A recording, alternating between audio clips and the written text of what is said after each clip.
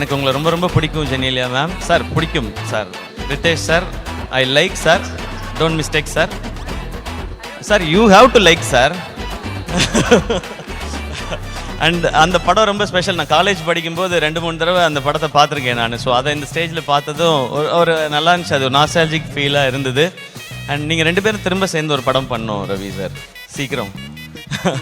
ரவி மோகன் சார், அவர் எனக்கு என்ன சொல்கிற மாதிரி தான், நான் ரொம்ப க்ளோஸ் ஃப்ரெண்ட்லாம் கிடையாது, நான் சார்ன்னு தான் கூப்பிடுவேன். நான் ரொம்ப சீனியர் அவர் எனக்கு.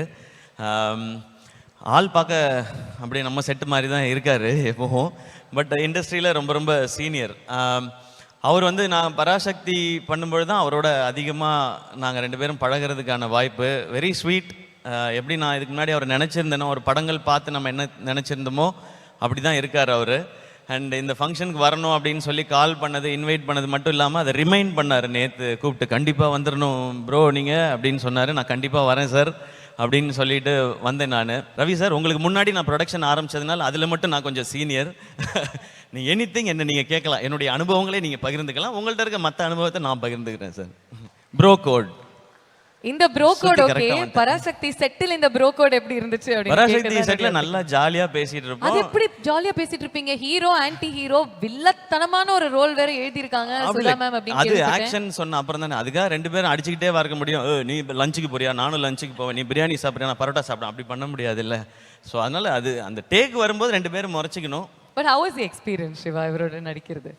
ஃபர்ஸ்ட் டே மட்டும் எனக்கு கொஞ்சம் வித்தியாசமாக இருந்தது. ஏன்னா அவரை நான் இது வரைக்கும் பார்த்ததெல்லாம் கண்ணு முன்னாடி வந்து போகும் இல்லையா, அவருடைய படங்கள் எல்லாம் நம்ம பார்த்தது. ஸோ அவருக்கு ஆப்போசிட்டாக நம்ம நடிக்கிறோம் போது அது ஒரு ஸ்பெஷல் ஃபீல் தான் அது. ரவி மோகன் ஸ்டுடியோஸ்க்கு எப்போ சார் டேட் தர போகிறீங்க?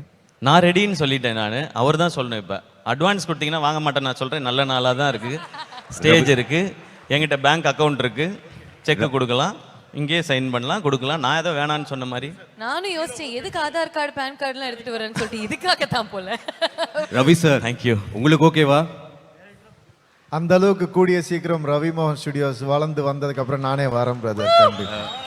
டைரக்டரா ப்ரொடியூசரா சார்? ஓ, அது அவர் சாய்ஸ். ப்ரொடியூசர் கன்ஃபார்ம், டைரக்ஷன் வேணுமா இல்லையான்றது அவருக்கு அப்புறமா முடிவு பண்ணிட்டோம். டைரக்டர் அவரே இருந்துட்டா பட்ஜெட் ஈஸியாக இருக்கும் இல்லையா, அந்த பட்ஜெட்டை நான் எடுத்துக்கலாம். யா, உங்களை மாதிரி ஹீரோஸ் தான் நம்ம கம்பெனிக்கு தேவைன்னு நினைக்கிறேன்.